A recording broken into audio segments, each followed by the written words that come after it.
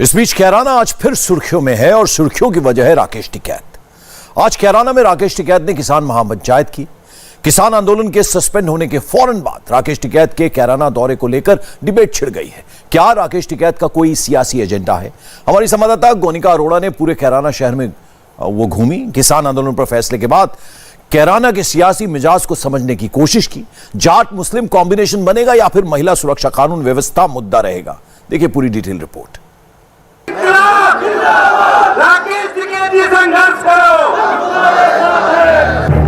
Ghazipur border छोड़कर किसने सोचा था राकेश टिकैत सीधे सीधे कैराना पहुंच जाएंगे। जब किसान आंदोलन चल रहा था तो नारा था दिल्ली चलो। जब किसान आंदोलन खत्म हुआ तो नारा हुआ कैराना चलो।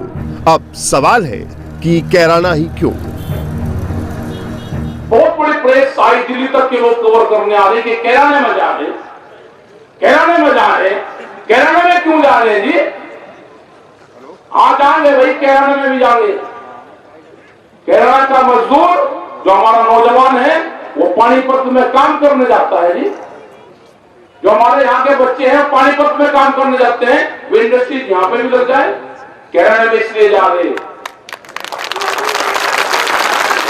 कैराने में इसलिए जा रहे कि जो यहाँ पे बिजली के खंभे दिखते हैं, अगर ये खंभा उत्तर प्रदेश की जमीन पे है तो किसान को 175 रुपए हाफ पावर बिजली का बिल देना पड़ता है, और अगर यही जमुना के पार होंगे तो 135 रुपए हाफ पावर देना पड़ता है।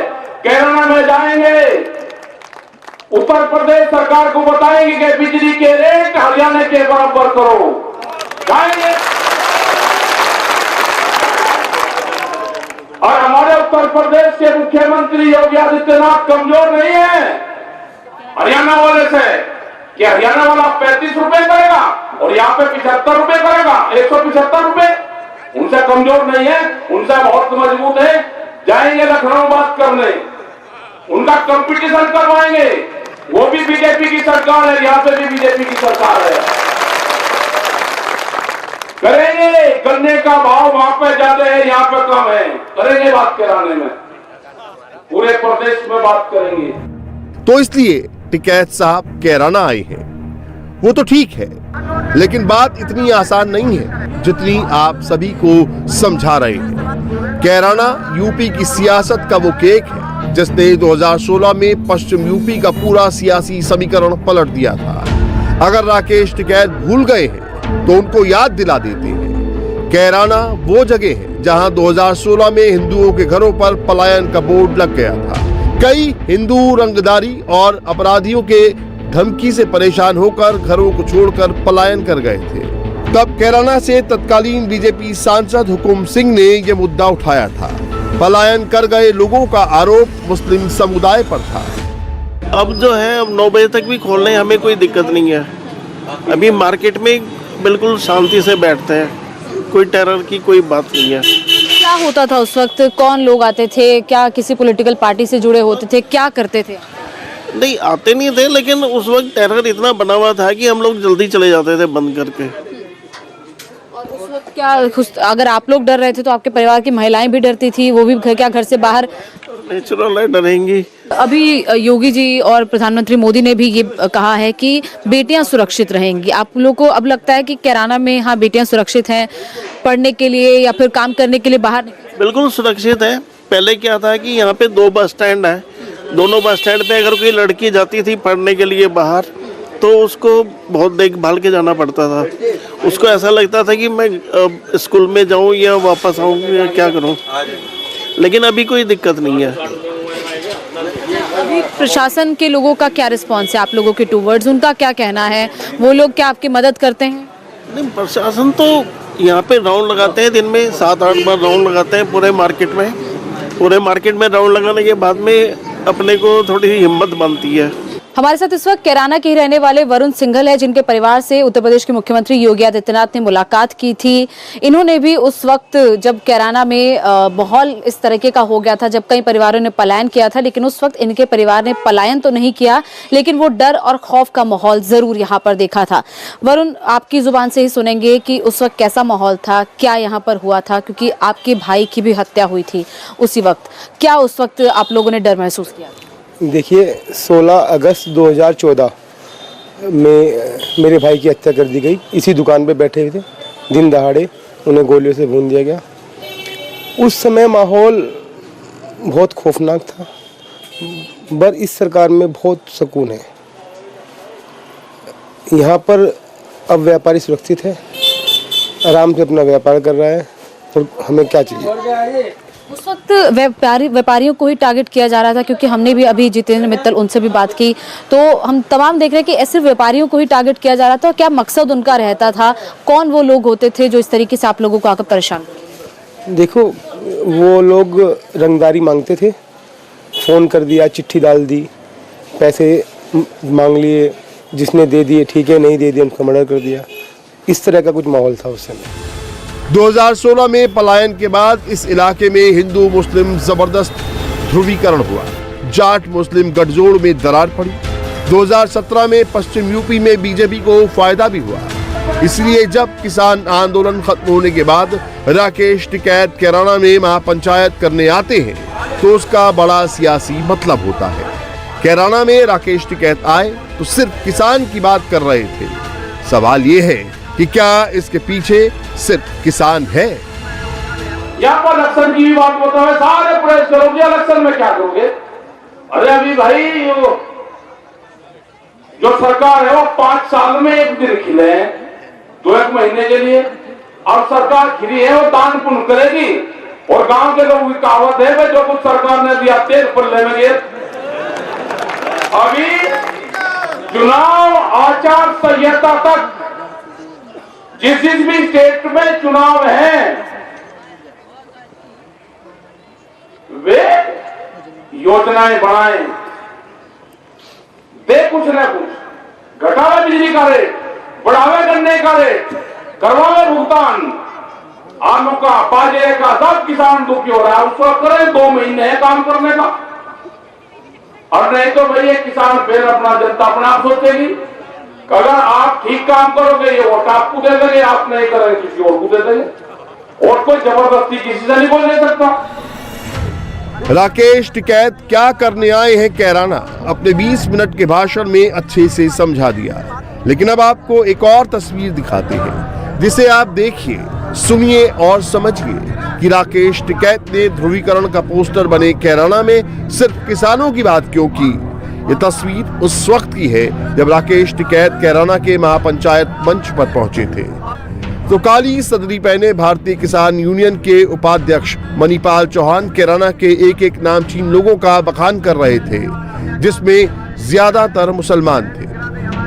उस्ताद अब्दुल करीम जी, जिन्होंने कैराना घराना की भारतीय शास्त्रीय संगीत में स्थापना की थी। उस्ताद अब्दुल करीम जी, जिन्होंने कैराना घराना की भारतीय शास्त्रीय संगीत में स्थापना की थी। जब वो बखान कर रहे थे तो उनके पीछे सफेद पगड़ी पहने गथवाला खाप के थांबेदार बाबा श्याम सिंह भी खड़े थे। फिर वो हुआ जिसने उस तरफ इशारा कर दिया जिसका जिक्र राकेश टिकैत नहीं कर रहे थे।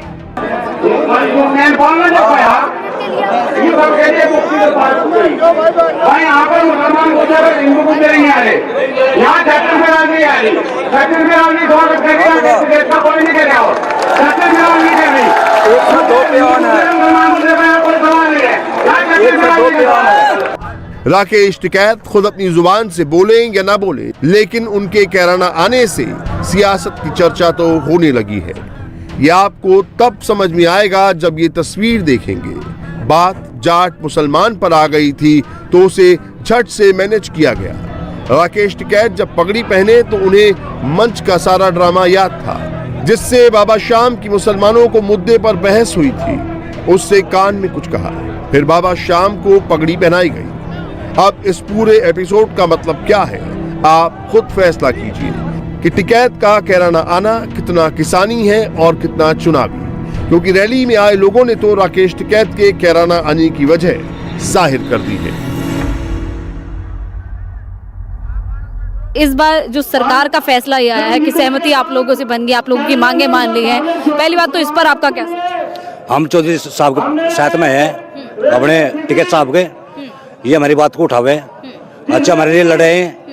अब सरकार की तो बात ये है, योगी सरकार है, हमारा पेमेंट कोई ध्यान नहीं है, बिना पैसे के दुर्गति हो रही, फीस नहीं आ रही बच्चों की, हम पाई को तो परेशान है। सरकार क्या कर रही हमारे लिए? सरकार तो अपने राम मंदिर ठहरी, कई धर्म की बात कर रही, किसानों की बात क्या कर रही है?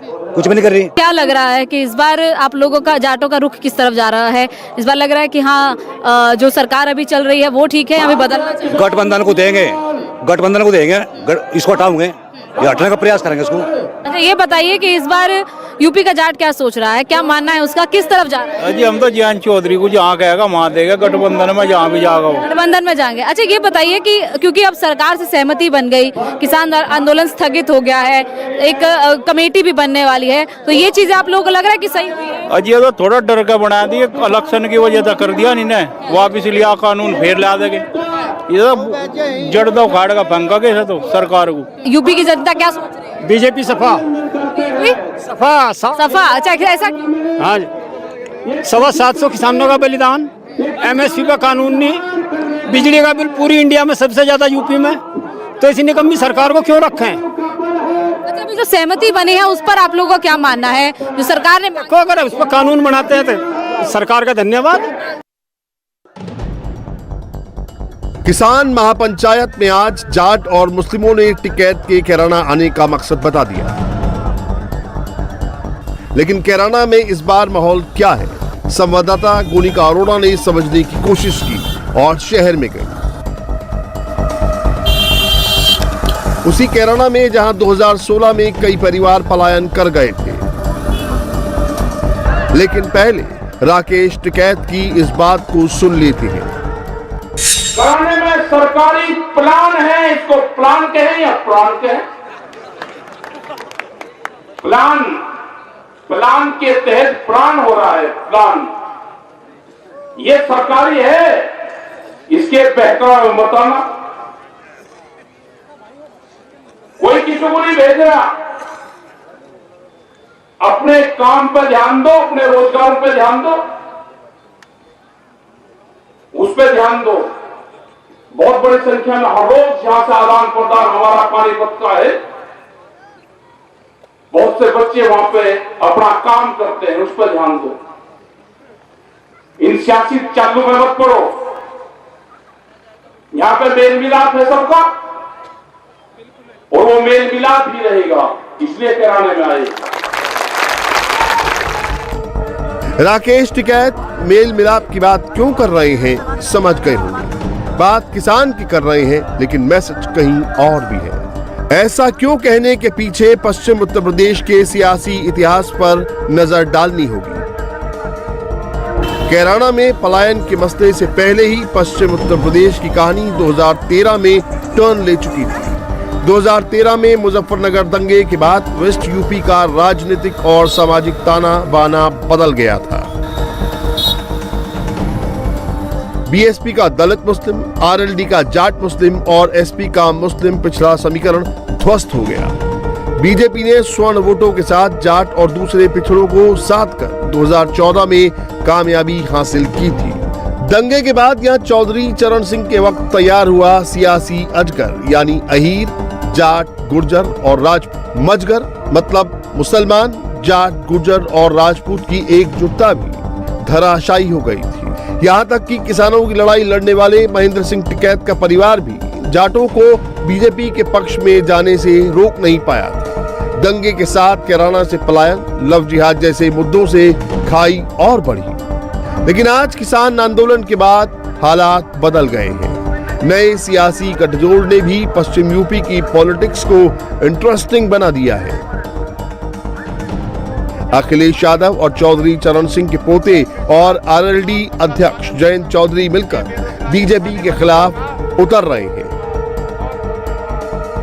एक बार फिर से वही जाट, मुस्लिम और ओबीसी के गठजोड़ के जरिए बीजेपी को हराना चाहते हैं। अच्छा, ये बताइए कि इस बार यूपी की जनता क्या सोच रही है, किसकी तरफ इस बार रुख जा रहा है, कौन सी पार्टी को आप लोग इस बार जिताना चाह रहे हैं? अखिलेश जिताना चाह, ऐसा क्यों? ऐसा जी इतना तंग कर दिया, सारे काश्तकार घर बैठा दिए। अच्छा, ये जो अभी सहमति बनी है, सरकार ने किसानों की सारी मांगे मान ली हैं, इससे आप लोग खुश हैं? आप लोगों को लग रहा है कि हाँ खुश है सब। तो उससे भी अभी आप लोगों का मूड नहीं बदलेगा? नहीं बदल रही, इसकी तरफ तो बदलना ही नहीं, इसकी तरफ नहीं बदलना, बीजेपी की तरफ। अभी आप लोगों का रुख क्या है सरकार की तरफ? अभी आप लोग क्या देख रहे हैं कि ये सरकार जो है वो आगे भी आप लोगों के लिए काम कर सकती है या फिर आप इस बार बदलना चाहते हैं? नहीं, अगर सरकार आगे काम करेगी तो उसके बारे में सोचा जाएगा। फिर पहले एमएसपी मुद्दा रहेगा हमारा। आप लोग वेट कर रहे हैं? हमारा बिजली का भी मुद्दा है और बहुत है, एमएसपी पे खरीदनी होती, अभी तो कानून नहीं बनाना उस पर, फिर उन्होंने टाइम दिया। वेस्ट यूपी में जाट समाज की आबादी करीब 17% है। वेस्ट में दलित, मुस्लिम के बाद तीसरे नंबर पर जाट है। जाट वोट पश्चिम उत्तर प्रदेश की 120 विधानसभा सीटों पर असर डालते हैं। साल 2012 के चुनाव में बीजेपी ने पश्चिम उत्तर प्रदेश की कुल 38 सीटों पर जीत हासिल की थी, लेकिन दंगों के बाद बदले राजनीतिक माहौल की वजह से 2014 के आम चुनाव में बीजेपी ने क्लीन स्वीप किया था। इसके बाद साल 2017 में हुए विधानसभा चुनाव में भी बीजेपी ने 88 सीटों पर जीत हासिल की है। ये बात तो सही है, जिसके जाट उसके ठाट। अखिलेश जयंत के साथ साथ किसान नेता राकेश टिकैत भी ये बात जानते हैं। अब बीजेपी को हराने की बात वो डायरेक्ट भले ना कर रहे हो, लेकिन किसान हित के नाम पर कई बातें इशारों में कर दे रहे हैं। बहुत लोग कहते हैं कि कराने में मीटिंग क्यों करी, कराने में मीटिंग क्यों ना करें। कराना एक बॉर्डर का हमारा गांव और कस्बा है। यहां पे हजारों ट्रक धान और गेहूं के निकलते हैं जो इलीगल तरीके से जाते हैं हरियाणा के अंदर, जो सस्ते में खरीद कर एमएसपी पे बेचते हैं। कराने में मीटिंग इसलिए की कि वो ना जाए व्यापारी का माल ना जाए वहां पे। हम अपना 50 क्विंटल धान नहीं बेच सकते, व्यापारी 25 से 30 हजार क्विंटल फसलें बेचता है। तो ये एमएसपी की लड़ाई जारी रहेगी। अभी भारत सरकार ने कमेटी बनाई है, हम पूर्ण रूप से उसमें अपना पक्ष रखेंगे। लेकिन सवाल यह है कि जाट मुस्लिम कॉम्बिनेशन इस बार कितना काम करेगा, क्योंकि मोदी योगी का फोकस डायरेक्ट पिन पॉइंट पर है, जिसका उन्हें हमेशा फायदा मिला है। मोदी योगी जहां जाते हैं एक बात जरूर कहते हैं, और ये मुद्दा पश्चिम उत्तर प्रदेश का आज भी सबसे बड़ा मुद्दा है। एक प्रभावी कानून बनाएंगे, छद्मवेश में चोरी छुपे, नाम छुपा करके, स्वरूप छुपा करके जो लोग बहन बेटियों की इज्जत के साथ खिलवाड़ करते हैं, उनको पहले से मेरी चेतावनी, अगर वे सुधरे नहीं तो राम नाम सत्य है की यात्रा अब निकलने वाली है। भाइयों बहनों, हम लोग मिशन शक्ति के कार्यक्रम को इसीलिए चला रहे हैं। मिशन शक्ति के कार्यक्रम का मतलब ये है कि हम हर बेटी को, हर बहन को सुरक्षा की गारंटी देंगे, लेकिन उस सब के बावजूद अगर किसी ने दुस्साहस किया तो ऑपरेशन शक्ति अब तैयार है। और बेटियों की सुरक्षा, यही सवाल कैराना शहर के लोगों से पूछा, और जो जवाब मिला वो जाट मुस्लिम गठजोड़ से उम्मीद करने वालों को परेशान कर सकता है, क्योंकि कैराना में आधी आबादी का मैसेज क्लियर है। आप लोगों के मन की बात क्या है? इस बार आप लोग क्या चाह रहे हैं? क्या मुद्दे हैं इस बार? मुद्दे तो सारे खत्म कर दिए योगी ने। क्या मुद्दा रह गया? तो लोग झूठ बोल रहे, कौन सा वादा खिलाफ होया? सारे पूरे लग रहे, और सारे पूरे करे। अयोध्या का मामला था, होया नहीं पूरा। 370 के थी, हम तो कम लिखे पड़े हैं, उसका नहीं होया काम। आपके स्थानीय मुद्दों की बात करते हैं, कैराना के मुद्दे थे। कैराना में क्या हालात सुधरे हैं 5 साल में? पूरे सुधर गए। हाँ, यहाँ तो बहुत बुरा हाल था। यहाँ तो दिन में भी डर लग रहा तो इसकी सुन लो पहले, इसकी सुनिए। क्या कहना यूपी में जो बेकसूर लोगों को जब सबसे ज़्यादा जो केस हुए हैं वो यूपी में दर्ज हुए हैं योगी सरकार में, जो बेकसूर लोगों पे अत्याचार हुए। मेरा तो मुद्दा ये है कि 300 पार सीट होगी योगी सरकार पे, 300 पार जाएगी योगी सरकार। 300 पार जाएगी। क्या आपको पसंद आए पिछले 5 साल में काम जो 5 साल से पहले? कैराना में गुंडागर्दी थी, कोई गुंडागर्दी समाप्त हुई गुंडागर्दी। अखिलेश की जाएगी 400 पार। हमारे यहाँ गुंडागर्दी ज्यादा चरम पर थी और अब गुंडागर्दी नहीं है। उधर से हम कहीं भी जा सके, खेत में कहीं भी जा सके। सुरक्षित है जी, मोदी की सरकार बहुत अच्छा है, कोई छेड़खानी नहीं कर सकता अब। हाँ जी। तो पहले जब आप लोग 2017 से पहले तब आप लोग घर से बाहर निकलते तब डर लगता? जब तो डर लगता था, अब तो अकेले कहीं पे भी चले जाओ जी, कोई दिक्कत नहीं है। हाँ जी, आराम से बाजार मार्केट कहीं पे चले जाओ अब तो, अब कोई दिक्कत नहीं, ना किसी बात की परेशानी है जी। अभी कोई परेशानी नहीं है। तो बिल्कुल यहाँ पर महिलाओं की भी राय जान रहे हैं, कुछ और भी लोग यहाँ पर हैं। आपका क्या नाम है सर? नीरज सैनी। नीरज जी, आप लोग इस बार इधर आ जाइए जरा, जाम ना लगे। अच्छा, आप लोग इस बार क्या सोचकर वोट करेंगे? क्या मुद्दा दिमाग में रहेगा और क्या चाह रहे हैं इस बार कैराना के? सभी काम अच्छे हो रहे हैं, ऐसी बात नहीं है।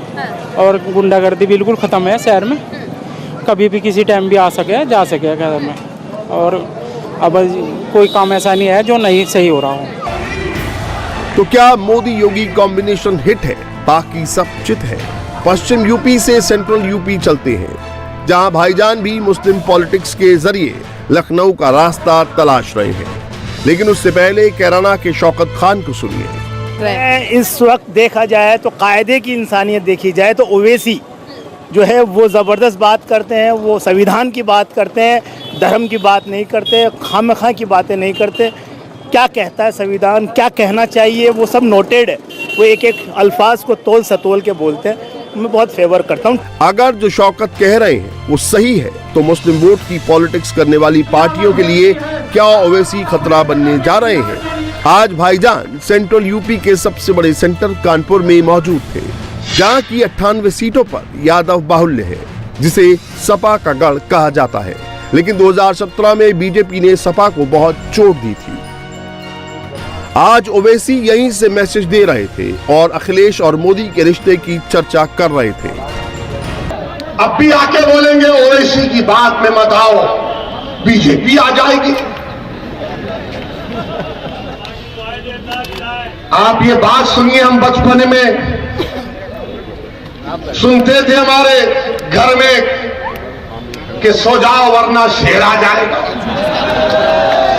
अब ये कब तक कहानी सुनाओगे हमको सोलंकी? शेर आ चुका है, जाग चुका है, तमाम शेर बन चुके हैं। बीजेपी का डर किसी और को दिखाओ। 7 साल से मोदी प्रधानमंत्री है और अखिलेश की कैबिनेट का सबसे बड़ा मुस्लिम मंत्री जेल में है और अखिलेश को मोदी कुछ नहीं करते। कौन बी टीम है? अब कौन मिला रहा है? सरकार तुम्हारी थी, तुमने बहुत से काम किए, तुमने दूध भी घर लेकर चले गए, मलाई भी खा लिए, दही भी खा लिए, सबको खा लिया तुमने, मगर जेल में आजम है और कोई सीबीआई इंक्वायरी इन पर नहीं है। मोदी जी, आपका अखिलेश का क्या रिश्ता है? ये तो तय है, यूपी के चुनाव में धर्म, जाति, सुरक्षा, विकास सबका तड़का और यूपी पब्लिक सब देखकर वोट करती है।